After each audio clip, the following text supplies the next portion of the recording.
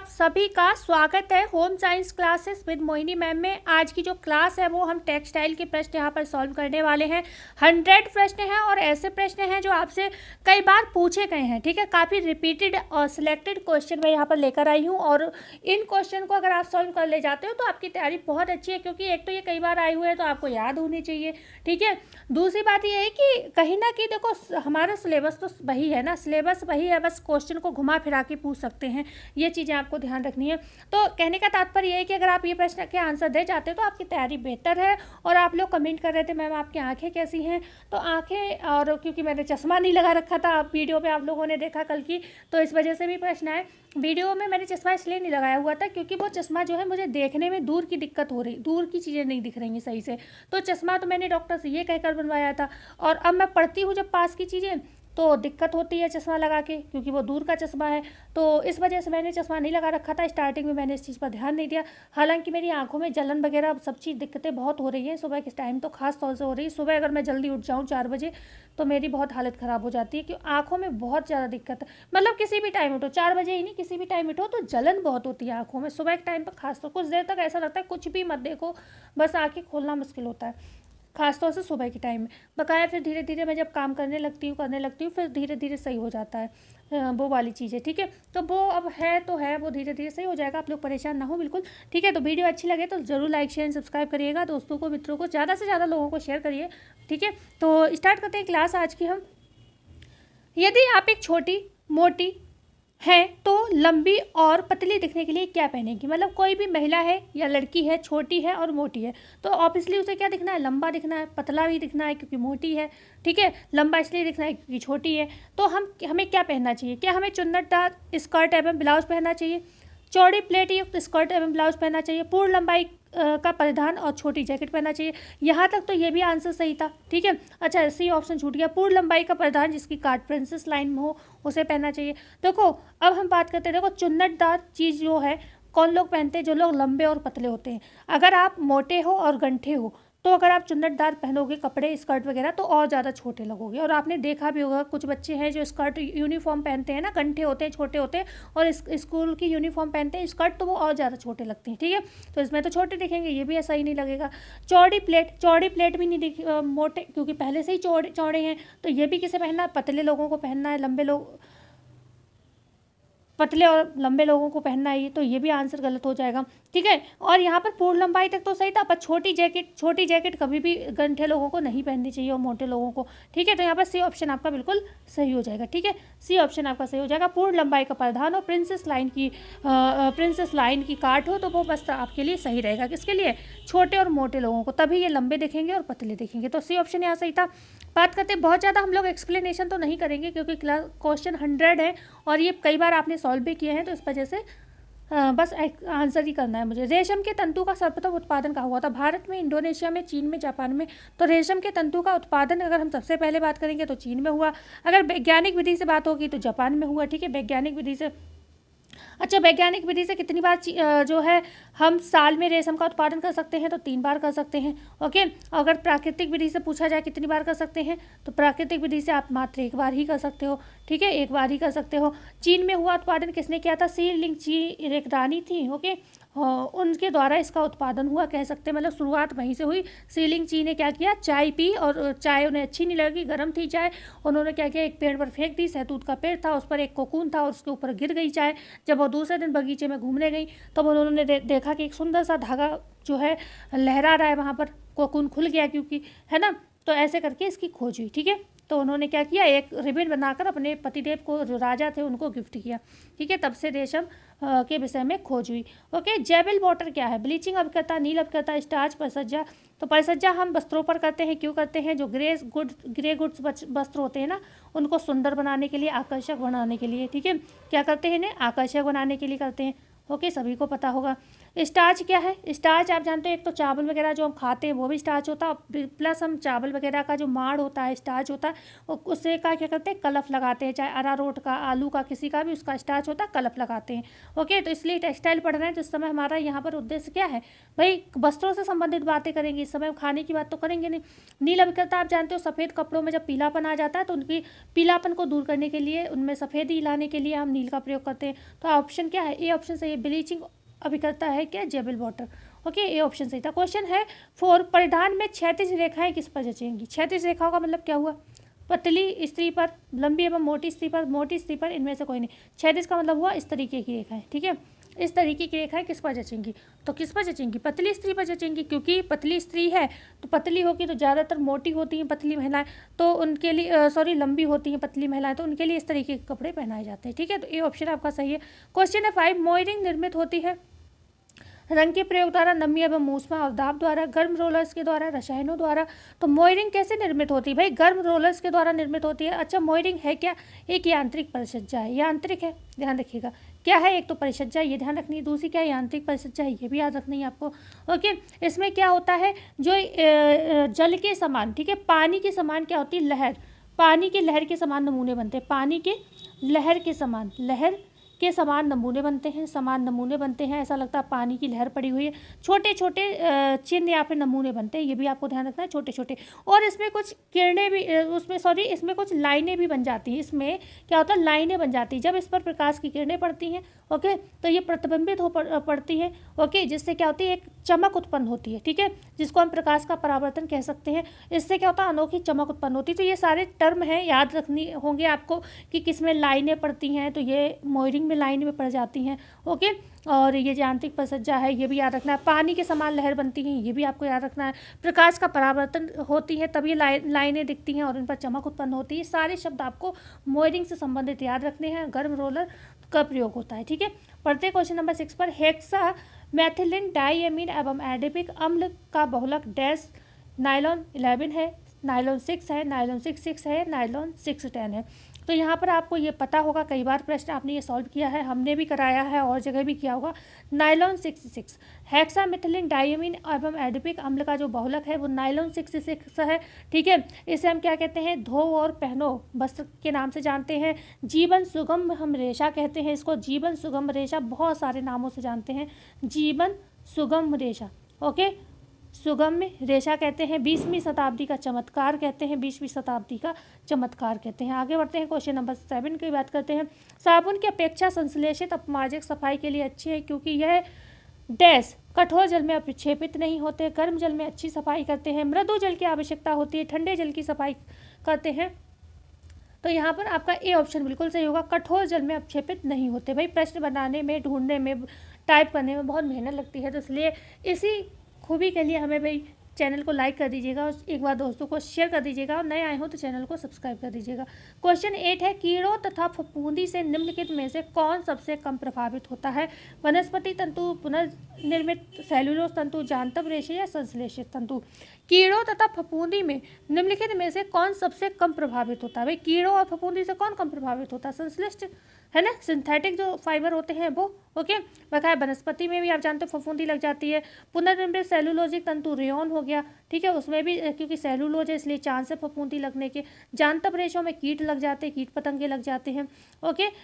तो बढ़ते हैं, यहाँ पर डी ऑप्शन आपका सही था। क्वेश्चन है 9, सेल्फ हेल्प फीचर में क्या आता है? हुक एवं अक्षिका आते हैं, बटन एवं काज आते हैं, रिबन एवं डोरी आते हैं, इलास्टिक एवं चुटपुट आते हैं। तो यहाँ पर आपका क्या सही होगा? डी ऑप्शन सही हो जाएगा, ठीक है, डी ऑप्शन आपका सही हो जाएगा। ध्यान रखिएगा, इलास्टिक एवं चुटपुट आते हैं सेल्फ हेल्प फीचर में, जो बच्चे खुद अपने आप प्रयोग कर सकते हैं।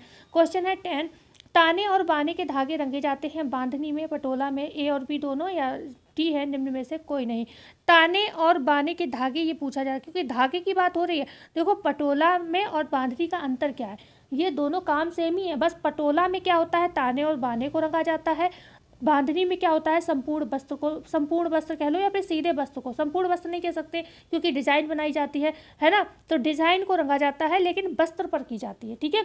ये एक तरीके की हम कह सकते हैं पीस डाएंगे, ओके, क्योंकि सीधे कपड़े पर की जाती है, ओके। तो बांधनी और पटोला में बस इतना अंतर है। पटोला में क्या होता है, ताने और बाने रंगे जाते हैं। इक्कत में क्या होता है, इक्कत में या तो ताना रंगा जाता है या बाना, एक ही चीज़ होगी, या तो ताना रंग लो या फिर बाना रंग लो, ठीक है, ओके। तो बी ऑप्शन यहाँ सही था। क्वेश्चन है 11, ग्लेजिंग दी जाती है नेपिंग से, साइजिंग से, गोंद एवं स्टार्च से या फिर इनमें से कोई नहीं। तो ग्लेजिंग हम किससे देते हैं भाई, गोंद और स्टार्च दोनों से ही देते हैं, ओके। ग्लेजिंग जो होती है, ठीक है, तो गोंद और स्टार्च, और जो गोंद और स्टार्च लगाया जाता है ना, इसी को कहते हैं साइजिंग करना, ठीक है, क्योंकि साइजिंग जो होती है गोंद और स्टार्च से होती है। तो आपसे पूछा जाए कौन सी ऐसी परिसज्जा है जिसमें पहले साइजिंग की जाती है तब ग्लेजिंग की जाती है, ठीक है। तो सबसे पहले ग्लेजिंग में ही पहले साइजिंग की जाती है, और साइजिंग में होता है क्या, गोंद और स्टार्च का प्रयोग किया जाता है, तब जाकर ग्लेजिंग दी जाती है। अच्छा, ग्लेजिंग में कितने रोलर का प्रयोग किया जाता है, 3 रोलरों का प्रयोग किया जाता है, ये भी आप ध्यान रखिएगा, ओके। बात करते हैं आगे क्वेश्चन नंबर 12 की। और नेपिंग आप सभी जानते हो, नेपिंग में क्या होता है, जो आपके जो वस्त्र होते हैं, फर वाले वस्त्र जो है नेपिंग विधि से, रोए उठाना वगैरह, रोए उठाना, इस तरीके के जो नॉर्मल वस्त्र भी होते हैं, कीमत के कम वस्त्र होते हैं, और उनको क्या होता है, रुएं उठा दिए जाते हैं, ठीक है। उन पर फला लेने की, सॉरी, फर की तरह, जो फर होता है ना उसकी तरह वस्त्र तैयार हो जाता है। क्वेश्चन है 12, निम्नलिखित में से कौन सी हाथ छपाई तकनीक नहीं है। हाथ छपाई तकनीक पता नहीं है, ब्लॉक नहीं है, स्क्रीन नहीं है, डुप्लेक्स नहीं है, स्टेंसिल नहीं है। तो स्टेंसिल में भी हम हाथ का प्रयोग करते हैं, ओके, और ब्लॉक में भी करते हैं, स्क्रीन में भी करते हैं, लेकिन डुप्लेक्स छपाई जो है उसमें हम हाथ का प्रयोग नहीं करते हैं, मशीनों का प्रयोग करते हैं, ठीक है। सी ऑप्शन सही है। क्वेश्चन है 13, बिना सिकुड़न वाला वस्त्र तैयार किया जाता है साइजिंग से, सीजिंग से, कैलेंडरिंग से, टेंटरिंग से, सैनफोराइजिंग से, ठीक है। तो भाई बिना सिकुड़न वाला वस्त्र सिकुड़ेगा नहीं, कौन दावा करता है, सैनफोराइजिंग करता है, ठीक है ना। तो यहाँ पर डी ऑप्शन सही था आपका। क्वेश्चन है बकाया आप सभी जो है कैलेंडरिंग भी एक तरीके की है परिसज्जा जिसमें वस्त्र सिकुड़ता नहीं है, लेकिन ये गारंटी नहीं है, ओके। मतलब प्रेस हुआ व्यावसायिक लेवल की एक प्रेस है, व्यावसायिक लेवल, जैसे कोई भी कपड़ा आपने बनाया तो क्या करोगे, आप उसे प्रेस तो करोगे, तभी तो वो देखने में चमक आएगी, सुंदर लगेगा। तो लेकिन ये ऐसा है कि धुलने के बाद उतर जाएगी, है ना। लेकिन जो सैनफोराइजिंग है ये एक ऐसा साइन है जो ये कहता है कि ये वस्त्र कभी सिकुड़ेगा नहीं, ठीक है। तो सैनफोराइजिंग एक इस तरीके का साइन है, इसलिए यहाँ पर बिना सिकुड़न वाला वस्त्र पूछा जाए तो वो डी ऑप्शन सही होगा, सैनफोराइजिंग। टेंटरिंग में क्या होता है, कपड़ा जो होता है टेढ़ा मेढ़ा होता है ना, ग्रे गुड्स, तो उसको इक्वली, जैसे थान का कपड़ा होता है ना चारों तरफ से बराबर, तो ऐसे काट के किया जाता है, ठीक है, ओके। और सीजिंग की अभी हमने जस्ट बात की थी ऊपर, प्रश्न सीजिंग से ही संबंधित था। क्वेश्चन है 14, प्राकृतिक रेशा कौन सा है, एस्बेस्टस है, नायलॉन है, अर्लॉन है, इनमें से कोई नहीं, ठीक है। तो यहाँ पर प्राकृतिक रेशा कौन सा है, एस्बेस्टस है, ओके। एस्बेस्टस क्या है, प्राकृतिक रेशा है, खनिज रेशा है, खनिज रेशा है, ध्यान रखिएगा, खनिज रेशा है। और कैसा होता है, जंग प्रूफ, एसिड प्रूफ, ये सारे टर्म किसके लिए, इसी के लिए प्रयोग होते हैं, एसिड प्रूफ रेशा है, ओके, ध्यान रखिएगा। बढ़ते हैं आगे, क्वेश्चन नंबर 15, निम्नलिखित में से कौन सी दोहरी नोक वाली डॉट है, फ्लॉन्ज, फ्रेंच, फिश या ड्रेस मेकर्स, ठीक है। तो यहाँ पर फिश डॉट होगी, जो दोहरी नोक वाली डॉट कही जाती है, ये होती है फिश डॉट, ओके। पढ़ते हैं आगे, क्वेश्चन नंबर 16 की। सबसे अधिक आर्द्रता अवशोषक का गुण होता है सूती रेशम में, ऊनी रेशम में, रेयॉन में या फिर रेशम रेशे में। तो सबसे ज़्यादा आर्द्रता को अवशोषित कौन करता है भाई, सूती रेशा करता है, तभी हम लोग गर्मी में इसको पहनते हैं, ठीक है, ओके। बकाया बात करते हैं ऊनी रेशे। आप सभी जानते हो हमारे महाभारत काल में ऊन का जिक्र मिलता है, ये भी ध्यान रखना, पूछा जा सकता है, ओके। महाभारत काल में इसका जिक्र मिलता है। प्रोटीन रेशा है, कौन सी प्रोटीन पाई जाती है, कैरोटीन प्रोटीन पाई जाती है, ये भी ध्यान रखना है। भेड़ों से ज़्यादातर ऊन जो है अच्छी क्वालिटी की मिलती है, बकाया ऊँट से भी मिलती है, वगैरह वगैरह। आप कुछ चीज़ें जैसे ऐसा है ना, कई बार कर चुके हैं डिस्कस, तो इनको, और जो रेयॉन है इसे हम 19वीं शताब्दी का चमत्कार कहते हैं, ये भी ध्यान रखना है। क्वेश्चन है 17, स्टेपल तंतु का उदाहरण है रेशम, जूट, डेक्रोन, नायलॉन। तो स्टेपल तंतु इनमें से कौन सा है, क्या रेशम है, नहीं है भैया, रेशम तो फिलामेंट तंतु है, जूट है, डेक्रोन आपका सिंथेटिक है, नायलॉन भी आपका सिंथेटिक है, मतलब रासायनिक विधि से बनाते हो, तो आपका मन है आप जैसा चाहो वैसे बना लो, ठीक है। तो यहाँ पर सी ऑप्शन जो है, जूट क्या है, जूट एक तरीके का आपका प्राकृतिक है, प्राकृतिक में वनस्पति है, ठीक है, प्राकृतिक है। प्राकृतिक में पूछा जाए कहाँ से मिलता है, तो वनस्पति से मिलता है। वनस्पति में पूछा जाए वनस्पति में अगर पूछा जाए किससे मिलता है, तो तने से मिलता है, ओके, तने से मिलता है। और अगर पूछा जाए भारत में सॉरी, जूट उत्पादन में प्रथम देश कौन है? तो भारत है, ये भी आपको ध्यान रखना होगा। ठीक है, तो जूट यहाँ पर एक क्या है? स्टेपल तंतु का उदाहरण है, छोटे छोटे रेशे का उदाहरण है। ठीक है, तो बढ़ते हैं आगे। क्वेश्चन नंबर यहाँ पर 18 की बात करते हैं। रग प्रकार है दीवार बिछावन का, फर्श बिछावन का, छत बिछावन का, उपर्युक्त सभी। तो यहाँ पर फर्श पे जो बिछाने का कपड़ा है उसे हम रग कहते हैं, ये भी ध्यान रखना। रग, दीवार बिछावन, फर्श बिछावन, छत बिछावन, ये फर्श बिछावन का कपड़ा है। ठीक है, फर्श पे बिछाते हैं रग को। ठीक है, तो यहाँ पर बी ऑप्शन सही है। क्वेश्चन है 19। पहला मानव निर्मित रेशा है, वो धोखे में डी ऑप्शन आ गया होगा। पहला मानव निर्मित रेशा है ऑर्लोन, डेक्रोन, रेयन या फिर नायलॉन। पहला मानव निर्मित रेशा इनमें से कौन सा है, ये बताना है। तो मानव निर्मित आपसे पूछा जा रहा है, ये तो नहीं पूछा जा रहा है कि रासायनिक कौन सा है या फिर सेलुलोजिक या अर्ध सेलुलोजिक कौन सा है, तो रेयन होगा। ठीक है, पहला कृत्रिम कहा जाए, ठीक है, कृत्रिम कहा जाए या मानव निर्मित कहा जाए, ठीक है, मैन मेड कहा जाए, कुछ भी कहा जाए, तो रेयन आएगा। क्यों आएगा? क्योंकि रेयन को ही तो 19वीं सदी का चमत्कार कहते हैं। तो 19वीं सदी पहले आएगी 20वीं, क्योंकि नायलॉन तो क्या है? 20वीं सदी का चमत्कार है। ठीक है ना, 20वीं सदी का चमत्कार है। तो भाई रेयन आंसर यहाँ पर आपका बिल्कुल सही होगा। इसे क्या कहते हैं? मतलब कृत्रिम रेशम के नाम से भी हम इसको जानते हैं। ठीक है, सी ऑप्शन यहाँ पर सही हो जाएगा। क्वेश्चन है 20। लेटी के अंतर्गत आता है संतुलन, रेखा, आकार, तौलिया, कपास, जूट, बेब, नाइट गाउन या डायपर या फिर ऊन, नायलॉन, शीशा रेशा। तो यहाँ पर आपका क्या आंसर सही होगा? बेब, नाइट गाउन और डायपर। ओके, मैं क्या ज़्यादा जल्दी बोल रही हूँ? मुझे ऐसा लग रहा है मैं बहुत जल्दी बोल रही हूँ। बेब, नाइट गाउन और डायपर जो होते हैं वो लेटी के अंतर्गत आते हैं। तो सी ऑप्शन यहाँ पर सही है। क्वेश्चन है 21। सुई का चयन निम्नलिखित में से क्या तय करता है? धागे की किस्म, कपड़े की किस्म, बखिए की लंबाई या फिर धागे का खिंचाव। तो सुई का चयन किस बात पर? भाई कपड़े की क्या किस्म है, जैसा कपड़ा होगा वैसा आपको सुई लेना होगा। मोटा कपड़ा होगा तो बड़ी सुई, बड़े नंबर की सुई लोगे। महीन कपड़ा होगा तो और कम नंबर की सुई लोगे। तो बी ऑप्शन यहाँ पर बिल्कुल सही हो जाएगा। क्वेश्चन है 22। रेयन से बने वस्त्र धोते समय धीरे धीरे हाथों से दबाने और मलने की क्रिया का प्रयोग करते हैं, क्योंकि इसकी सतह पर बहुत जो है चिकनी होती है। ओके, ये अधिक स्थायी नहीं है। पानी में भीगने से इसकी ताकत कम हो जाती है। इसमें प्राकृतिक चमक है।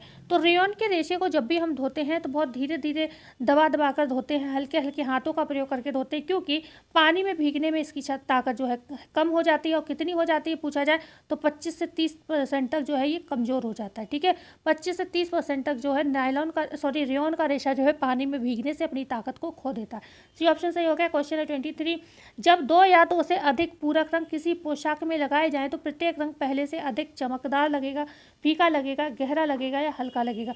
जब दो या दो से अधिक पूरक रंग की बात हो रही है, पोशाक पर लगाए जाते हैं, तो प्रत्येक रंग जो होता है किस तरीके का दिखेगा ये बताना है। ये गहरा लगेगा। सी ऑप्शन आपका बिल्कुल सही होगा। ठीक है, एनालोगस कलर स्कीम की बात हो रही है यहाँ पर।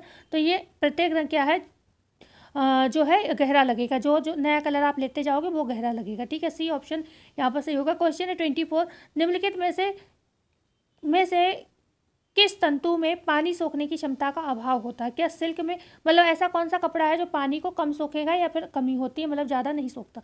सिल्क है, ऊन है, सूती है, नायलॉन है। तो सूती तो पानी को सोखता ही सोखता है, आप सभी जानते हो।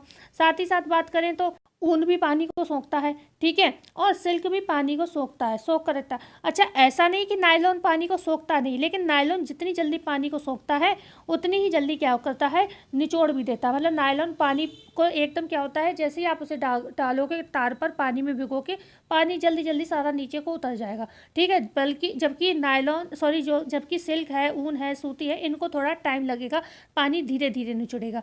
ठीक है, तो यहाँ पर डी ऑप्शन जो है सही होगा। अगर पूछा जाए सोखने की क्षमता का अभाव किसमें होता है? नायलॉन। ये सोख कर रखता नहीं है, तुरंत रिलीज कर देता है। ठीक है, जैसे कि कह सकते हूँ मैं लीलन का कपड़ा जितनी जल्दी पानी को सोखता है उतनी जल्दी रिलीज कर देता है, इसीलिए तो किचन में प्रयोग करते हैं।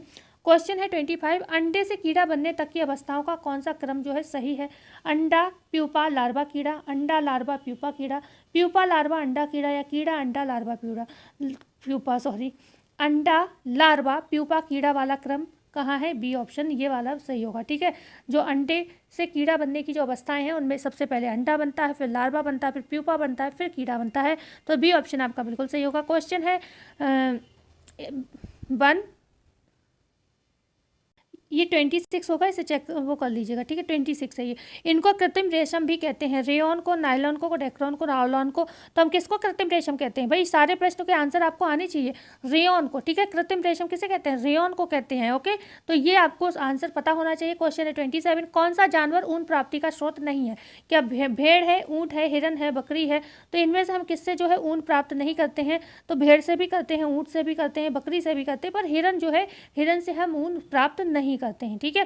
तो यहाँ पर सी ऑप्शन आपका सही हो जाएगा। क्वेश्चन है 28, कपास तंतु अनुप्रस्थ काट में कैसा दिखाई देता है? गोलाकार दिखाई देता है, आयताकार दिखाई देता है, चौड़ा दिखाई देता है, या लंबा दिखाई देता है? तो यहाँ पर कपास के तंतु की बात हो रही है, लंबा दिखाई देता है, ठीक है, लंबा दिखाई देता है।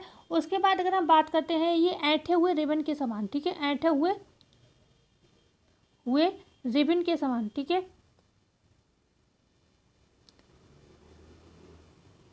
रिबन के समान दिखाई देता है। ये भी आपको ध्यान रखना है। और इसके जो किनारे होते हैं, अगर पूछा जाए किनारे किस तरीके से दिखते हैं, तो किनारे इसके मोटे दिखते हैं, ठीक है, किनारे कैसे दिखते हैं? मोटे दिखते हैं। और अगर आगे हम बात करें तो ये वृत्ताकार भी दिखते हैं। ओके, अनुप्रस्थ काट में लंबे और वृत्ताकार भी ये दिखते हैं, ठीक है। वृत्ताकार आप समझ सकते हो, वृत्त के आकार के, ठीक है, लंबे लंबे। ये भिन्न भिन्न आकार वाले भी मतलब होते हैं कुछ, लेकिन आपको अगर सीधे प्रश्न पूछा जाए तो आप लंबा याद रखोगे, वृत्ताकार याद रखोगे, ऐंठे हुए रिबन के समान दिखाई देते हैं। लेकिन कभी कभी ऐसे भी फंस जाते हैं ना कि कोई ऑप्शन समझ ही नहीं आता है, ये सब याद है आपको, तब भी कुछ ऐसा हो जाता है। तो आपको मतलब ऐसा भी आंसर मिल सकता है, भिन्न भिन्न आकार वाले। तो ये भिन्न भिन्न आकार वाले भी होते हैं भाई, हर चीज़ 100% तो लागू नहीं हो सकती है ना, तो ऐसे आप समझ सकते हो, ठीक है। तो यहाँ पर डी ऑप्शन सही था आपका। क्वेश्चन है 29, कपास उत्पादन में सर्वोच्च स्थान प्राप्त करने वाला देश कौन सा? कपास के उत्पादन में सबश्रेष्ठ स्थान किस देश का है? भारत का है, अमेरिका का है, यूएसए का है, या फिर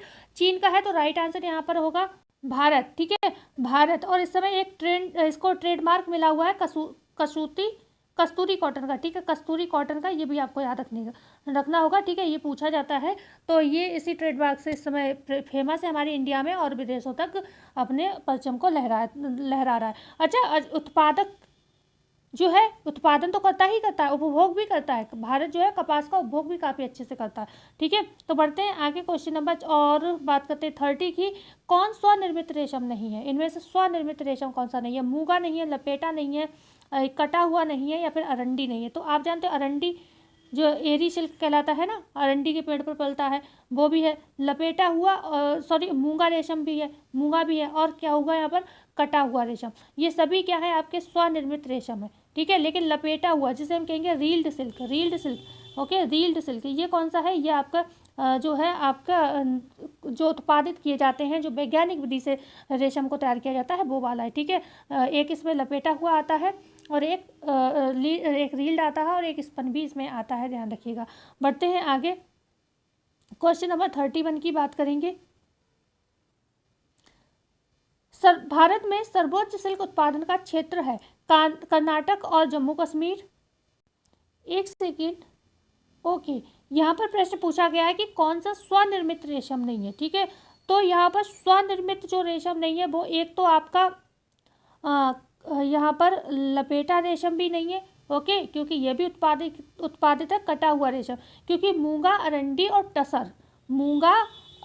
और टसर, ये तीन क्या है आपके? तीन ये क्या है? ये है स्वनिर्मित रेशम, ये जो जंगल में अपने आप उग जाते हैं, ठीक है। तो मूंगा, अरंडी, टसर, ये तीन क्या है? स्वनिर्मित रेशम है। तो यहाँ पर बी और सी दोनों ही क्या है? उत्पादित रेशम के उदाहरण हो जाएंगे, ठीक है। तो यहाँ पर अगर मैं आपको सही, अच्छा हाँ, यहाँ ऑप्शन भी दिया हुआ है, मैंने ध्यान ही नहीं दिया, यहाँ पर मैंने बी सी ऑप्शन दिया हुआ है, ठीक है। तो ये थोड़ा कन्फ्यूजन मैंने क्रिएट कर दिया, कोई नहीं, बस आपको ये याद रखना है, यहाँ पर ये दोनों क्या है? उत्पादित रेशम के उदाहरण है, ठीक है, उत्पादित रेशम के उदाहरण है ये दोनों, ओके, उत्पादित रेशम के ये उदाहरण है, ठीक है। ये थोड़ा कन्फ्यूजन हो गया, ओके। तो बी और सी दोनों ही सही हैं, ओके, बी और सी दोनों ही सही। मूंगा, अरंडी और टसर ये क्या है? आपके स्वनिर्मित रेशम होते हैं, ओके। बात करते हैं क्वेश्चन नंबर 31 की। भारत में सर्वोच्च सिल्क उत्पादन का क्षेत्र कौन सा है? कर्नाटक और जम्मू कश्मीर है, कोलकाता है, हैदराबाद है, चेन्नई है? तो यहाँ पर ए ऑप्शन सही होगा। जो आपका भारत में सिल्क उत्पादन की अगर हम बात करें तो कर्नाटक और जम्मू कश्मीर यहाँ पर सही होगा, ठीक है, ए ऑप्शन सही है। क्वेश्चन है 32, मेरिनो ऊन कहाँ सबसे अच्छा पाया जाता है? ऑस्ट्रेलिया में, जापान में, चीन में, या भारत में? मेरिनो की जब भी बात हो तो मेरिनो ऊन की अगर हम बात करें मेरिनो ऊन। तो आपका स्पेन देश में सबसे पहले खोजा गया था मेरिनो ऊन, और जो स्पेन है वो कहाँ आता है, वो तो आपके यूरोप में आता है। ठीक है, यूरोप में आता है। तो यहाँ पर आंसर क्या होगा, क्या ऑस्ट्रेलिया आंसर सही होगा? ठीक, क्योंकि ऑप्शन के हिसाब से हमें लगाना पड़ेगा, तो ए ऑप्शन सही होगा। ठीक है, ए ऑप्शन जहाँ तक सही होगा, एक बार चेक कर लेती हूँ मैंने जहाँ से प्रश्न लिया, हाँ ए ऑप्शन सही है। ठीक है, वैसे अगर आपसे पूछा जाए अब ये तो, क्योंकि हमारे पास कोई ऑप्शन नहीं है, तो ये ऑस्ट्रेलिया भी क्योंकि आपका यूरोप की तरफ ही पड़ता है, तो फिर आप इसको आंसर कर सकते हो। बकाया याद रखना स्पेन में, और स्पेन कहाँ आता है, यूरोप में आता है। ठीक है, यूरोप में आता है, ध्यान रखिएगा।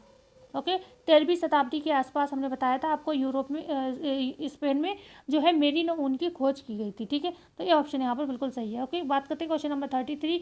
ये तंतु लंबे अविरल होते हैं और मीटर में मापे जाते हैं। रेशा तंतु, तंतु रेशा, एस ट्विस्ट या जेड ट्विस्ट या फिर जेड ट्विस्ट। तो एस ट्विस्ट और जेड ट्विस्ट तो जो है क्या है, धागे की ट्विस्टिंग की बात हो रही है। ओके, तो यहाँ पर क्या है, ये अविरल भी होते हैं, मीटर में मेजरमेंट होता है, लंबे भी होते हैं। तो ये तंतु रेशा की बात हो रही है, क्योंकि आपको पता है एक तंतुक रेशा किसे कहते हैं, रेशम को कहते हैं। एक तंतु रेशा, एक तंतुक रेशा, क्योंकि ये पूरा क्या होता है, एक ही रेशा कह लो आपसे, चाहे धागा कह लो, तो ये एक तंतुक रेशा होता है रेशम। ठीक है, तो इसलिए यहाँ पर तंतु रेशा लिखा है, तो कंफ्यूज नहीं होना, ये PYQ है, कैसे घुमा के प्रश्न पूछा गया है। ठीक है, बी ऑप्शन सही होगा। क्वेश्चन है यहाँ पर 34 क्वेश्चन सही है। कट्स वूल किसको मिलाकर तैयार किया जाता है, कच्चा रेशम, कपास तथा धागा, सूती तथा ऊन, केवल ऊन। तो कट्स वूल किसको मिलाकर तैयार करते हो आप, बताइए, कच्चे ऊन को, कपास तथा धागे को, सूती तथा ऊनी को, या फिर केवल उनको। तो cuts wool, cotton and wool, C option से होगा। ठीक है, सूती तथा ऊन को मिलाकर करते हैं। ठीक है, क्वेश्चन यहाँ पर 35, वस्त्रों को चिकना करना कहलाता है कैलेंडरिंग, सैनफोराइजिंग, टेंटरिंग या क्रेपिंग।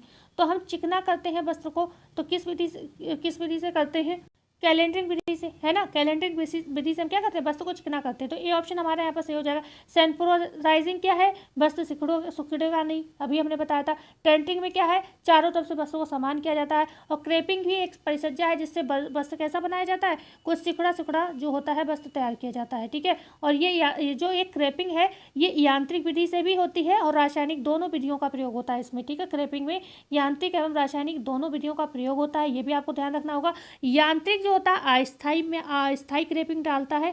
ठीक है, यांत्रिक विधि से जब हम क्रेपिंग की परिचर्या करते हैं तो ये अस्थाई रहती है, मतलब 2 वॉश से 3 वॉश के बाद ये हट जाती है धुलने के बाद कपड़ा। और रासायनिक वाली पूछी जाए तो ये स्थायी होती है। ओके, ये जल्दी नहीं हटती है। ठीक है, तो बढ़ते हैं आगे। क्वेश्चन नंबर 36, बैट रंजक का उदाहरण क्या है, इंडिगो है, हल्दी है, काला नमक है या नमक है। तो बैट रंजक हम किसे कहते हैं, इंडिगो को कहते हैं। ओके, ए ऑप्शन आपका सही हो जाएगा। क्वेश्चन है यहाँ पर 37, रेयॉन वस्त्रों के धब्बों को छुड़ाने के लिए प्रयोग किया जाता है, रासायनिक विधि का, भौतिक विधि का, प्राकृतिक विधि का या साबुन का। ठीक है, तो रेयॉन वस्त्रों के धब्बे हमें जब भी छुड़ाने होते हैं तो हम इसमें प्रयोग करते हैं रासायनिक विधि के। ठीक है, रासायनिक विधि का प्रयोग करते हैं, ए ऑप्शन बिल्कुल सही होगा। ये ध्यान रखिएगा, रेयॉन वस्त्रों के धब्बों को छुड़ाने के लिए रासायनिक विधि के जो रासायनिक एजेंट होते हैं उनका प्रयोग किया जाता है। क्वेश्चन है 38, सिलवाए गए वस्त्रों की अपेक्षा सिले सिलाए वस्त्र निम्नलिखित कारण से बेहतर होते हैं क्योंकि यह डैश, पक्का रंग, आसानी से उपलब्धता, कम कीमत, रंग प्रदान करना। ठीक है, तो सिलवाए गए जो वस्त्र होते हैं, वस्त्र जो होते हैं, सिलवाए गए वस्त्रों की अपेक्षा सिले सिलाए वस्त्र निम्नलिखित कारण से बेहतर होते हैं। मतलब हम अगर कपड़ा लेकर वस्त्र सिलवाएंगे, ठीक है, उससे बेहतर है कि हम मार्केट जाकर सिले सिलाए वस्त्र खरीद लें। क्यों, मतलब ऐसा क्या रीज़न है, तो ये वाकई में आसानी से उपलब्ध हो जाते हैं। ठीक है, आसानी, क्योंकि हमें एक ही ऑप्शन देना है, तो आसानी से उपलब्ध है। ठीक है, पक्के रंग के, कम कीमत, ये तो कोई विषय नहीं है ऐसा, लेकिन बी ऑप्शन सही है। ठीक है, क्वेश्चन है 39, कपड़ा सिलने की कला को सीखने के लिए उपयुक्त कपड़ा डैश है, रेशमी, मलमल, सूती या कृत्रिम। तो अगर आपको यहाँ पर क्या है, कपड़ा सिलना सीखना है तो सबसे बढ़िया कपड़ा क्या होगा, सूती होगा, है ना, सी ऑप्शन सही होगा। सूती कपड़ा क्या है, आराम से स्थायी रहता है और आराम से आप सिलाई कर सकते हो। क्वेश्चन है 40, किशोरों द्वारा वस्त्रों के चुनाव में सर्वाधिक महत्वपूर्ण कारक है पोशाक की कीमत, पोशाक का टिकाऊपन, उपयुक्त वस्त्र या प्रचलित शैली। तो आप जानते हो जब भी वस्त्र कपड़ों की अगर बात हो किशोरों के लिए, ठीक है ना, एडोलिसेंस एज के लिए, तो उस समय क्या है, उन्हें सबसे ज़्यादा क्या अच्छा लगता है, प्रचलित शैली हो। ठीक है, वो ये नहीं देखते हैं कि वो महंगा है, सस्ता है, चलेगा नहीं चलेगा, उन्हें क्या है, जो फैशन चल रहा है वो चीज़ चाहिए। तो डी ऑप्शन यहाँ पर ज़्यादा सही होगा। क्वेश्चन है 41, यह फैशन जो अल्पकाल के लिए रहता है कहलाता है सिलोट, फेड, स्पाइल है, कैमोफ्लेज। तो फेड क्या होता है, जो अल्पकाल के लिए रहता है उसे हम फेड कहते हैं। लेकिन जो एक क्लासिक शैली होती है, क्लासिक में जो बस निरंतर बने रहते हैं, जैसे हम उदाहरण दें जीन्स या हमारे यहाँ कह सकते हैं साड़ी, हमेशा बनी हुई है। ठीक है, साड़ी का फैशन जरूर चेंज हो जाता है कि भाई कभी कैसी भी चल रही, कभी कैसी भी चल रही है, लेकिन जीन्स की तो कभी फैशन भी नहीं जाती है हमेशा। हालांकि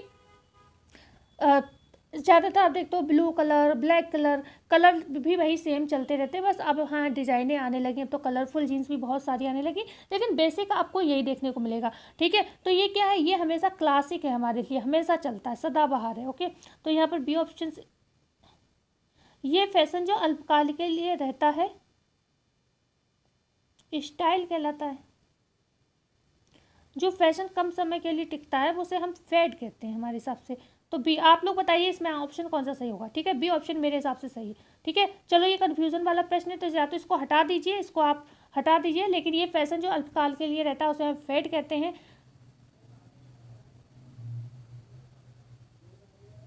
ओके, नहीं मुझे समझ आ रहा है। अच्छा, इसमें हम, मुझे समझ में आ रहा है ये चीज़ है।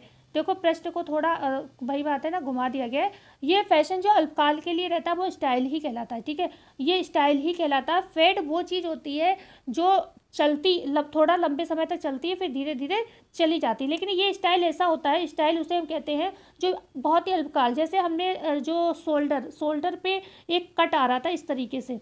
ठीक है, इस तरीके से कट आ रहा था बन के, आपने देखा होगा, जिसे मैं ये बना दूँ। ठीक है, ये शोल्डर है, तो आई थिंक यहाँ पर जो ये आस्तीन हो गई। ठीक है, ये आस्तीन हो गई, तो यहाँ पर कुछ इस तरीके की चीज़ आ रही थी फैशन में, हालांकि मैंने कभी ये नहीं बनवाया। ठीक है, इस तरीके से ये यहाँ पर एक कट आ रहा था बनके, सभी में, टॉप में भी आया, ये ब्लाउज में भी लोगों ने डलवाई डिज़ाइन। ठीक है, और बहुत जगह देखी गई। या फिर पहले डोरी बहुत चली, डोरी मतलब हालांकि डोरी तो खैर इससे ज़्यादा चली, डोरी तो बहुत लंबे समय तक हर कपड़े में, सूट में डोरी, ब्लाउज में डोरी बहुत चलती थी। तो ये क्या है, एक स्टाइल आया एक समय बाद और चला गया। ठीक है, फेड ये होता है कि हाँ पहना जाता है, फिर धीरे धीरे वो चीज़ चली जाती है। जैसे ये अंतर होता है। क्लासिक क्या है, हमें पता है लंबे समय तक चलता है, जीन्स है कि हमेशा बना है, सदाबहार। लेकिन फेड क्या है, क्लासिक की तरह नहीं चलेगा, उससे कम चलेगा। लेकिन जो स्टाइल है ये क्या होता है, एकदम पीक पर आता है, फिर एकदम गिर जाता है, कुछ इस तरीके से होता है। तो यहाँ पर बिल्कुल ये है फैशन जो अल्पकाल के लिए, मतलब बहुत ही कम समय के लिए आता है। अब कोई टॉप अगर किसी के पास होगा भी, ब्लाउज किसी का पास होगा भी, तो भी वो कट शोल्डर वाला नहीं पहनना चाहेगा, क्योंकि वो इतना पिटा, बहुत ज़्यादा पिटा। तो ठीक है, तो यहाँ पर सी ऑप्शन सही है। ठीक है, बिल्कुल सही है, मैं थोड़ा, मेरा दिमाग भटक गया था।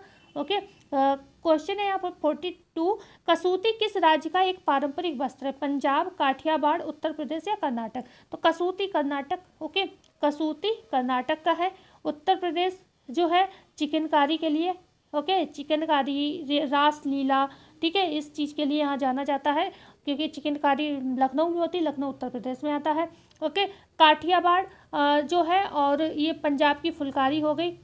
ओके, फुलकारी हो गई, ध्यान रखिएगा। आगे बात करते हैं क्वेश्चन नंबर यहाँ पर 43 की, बंधन का उपयोग किया जाता है कपड़ों पर, मुहाने को सुरक्षित रखता है, हुक और आंखों पर, या फिर उपर्युक्त सभी। तो बंधन का हम प्रयोग कहाँ करते हैं भाई, कपड़ों पर करते हैं भाई बंधन का उपयोग, ये तो सही बात है ना। मुहाने को सुरक्षित रखने के लिए भी करते हैं, और हुक और आंखों पर भी। भाई हुक और आंखें ये क्या है, ये भी कहीं ना कहीं बांध कर रखती हैं कपड़ों को। तो यहाँ पर डी ऑप्शन बिल्कुल आपका सही हो जाएगा। ठीक है, तो यहाँ पर डी ऑप्शन सही हो जाएगा, बंधन का उपयोग हम इन सभी पर करते हैं। क्वेश्चन है 44, खून के धब्बे किस प्रकार दूर किए जा सकते हैं, गर्म पानी व साबुन से, बोरिक अम्ल व गर्म पानी से, ठंडा पानी, नमक और साबुन से, साबुन व सूर्य के प्रकाश से। तो सबसे पहले तो ये ध्यान रखिएगा, जो आपके खून के धब्बे होते हैं उनको हम साफ कर सकते हैं ठंडे पानी से। ठीक है, ठंडा पानी, क्योंकि प्रोटीन के धब्बे हैं ना, अगर आपने गर्म पानी डालकर, खून क्या है, प्रोटीन है भाई, प्राणिक जगत से खून आता है, मनुष्यों से खून आता है, जानवरों से खून आता है, तो उसमें क्या प्रोटीन है। अब प्रोटीन पर जब भी आप पानी डालते हो, जैसे समझ, उदाहरण के लिए मैं बताऊँ आपके लिए, अंडे पे आप पानी डालोगे, अंडा जम जाएगा, गर्म पानी डालोगे तो क्या है, क्योंकि प्रोटीन है उसमें। ऐसे ही ब्लड होता है, ब्लड पे आप पानी डालोगे तो वो जम जाएगा। तो एक सोच है, कुछ लोग क्या होता है नहीं पता होता, उन्होंने कहा खून का धब्बा है, गर्म पानी से धो दो जल्दी साफ हो जाएगा। ऐसा कभी मत करना, ठंडे पानी से प्लस नमक और साबुन से आप साधारण तरीके से धो दोगे और साफ हो जाएगा। ठीक है, तो सी ऑप्शन से होगा। क्वेश्चन है यहाँ पर 45, क्षार के गर्म व शांत घोल में ऊन और सिल्क के तंतु डैश घुल जाएंगे, कोई प्रभाव नहीं पड़ेगा, सिकुड़ जाएंगे, फूल जाएंगे। तो क्षार के गर्म व शांत घोल में ऊन जो होता है, ऊन क्या करता है, फूल जाता है। ठीक है, और सिल्क के तंतु क्या होता है, घुल जाएंगे। तो ए ऑप्शन सही हो जाएगा।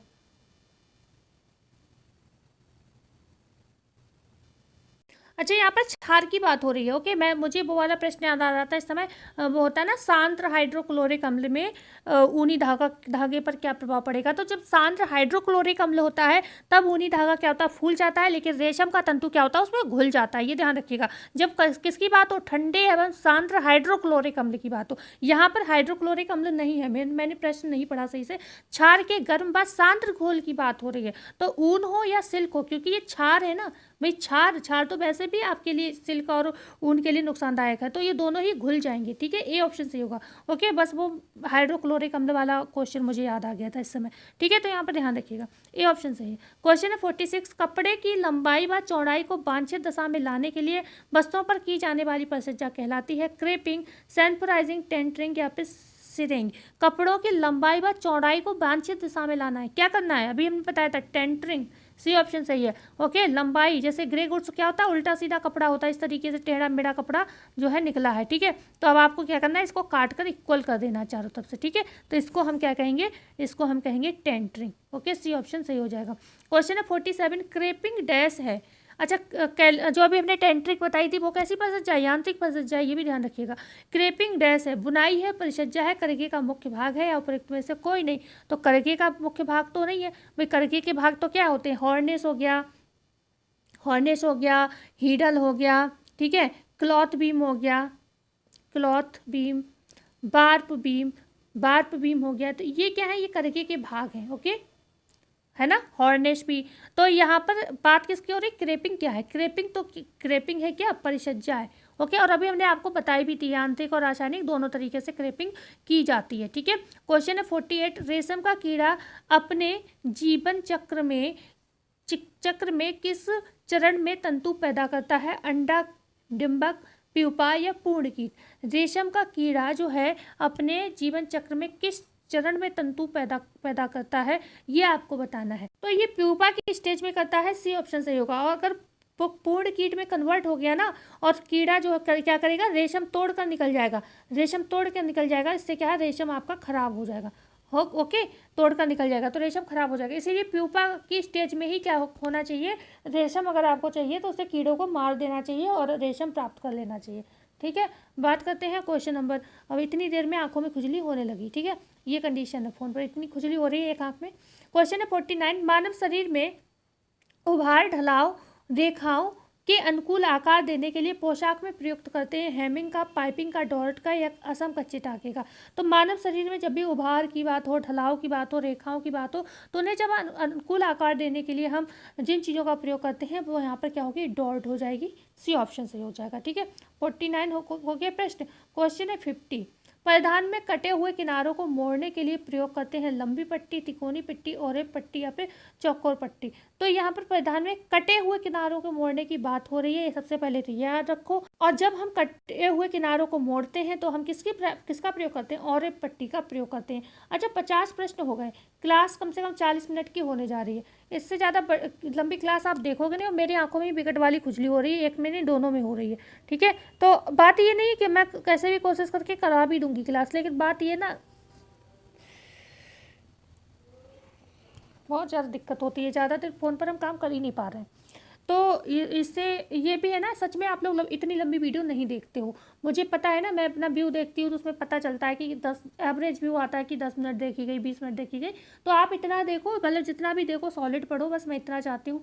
मैं भी मेहनत करूँ, आप भी देखो, नहीं क्या ही फ़ायदा है। तो कल कर लेंगे हम जो 50 क्वेश्चन बचे हुए हैं बकाया। बस सच में मेरी स्क्रीन पर आँखें नहीं खुल रही, मुझे दिक्कत हो रही है, खुजली हो रही है बहुत विकट वाली, ऐसा लग रहा है मसल दूँ आँखों को। ठीक है, तो मिलते हैं कल नई वीडियो में नई जानकारी के साथ। जब तक के लिए धन्यवाद। जाते जाते वीडियो को लाइक कर दीजिएगा, चैनल को शेयर एंड सब्सक्राइब ज़रूर करिएगा।